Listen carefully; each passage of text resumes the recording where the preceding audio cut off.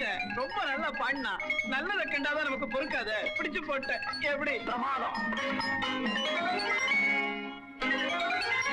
அந்த இருட்டுக்கும் பார்க்கின்ற விழி இருக்கும், எந்த சுவருக்கும் கேட்கின்ற காது இருக்கும்.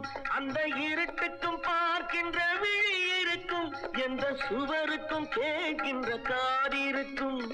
சொல்லாமல் கொள்ளாமல் காத்திருக்கும், சொல்லாமல் கொள்ளாமல் காத்திருக்கும். தக்க சமயத்தில் நடந்த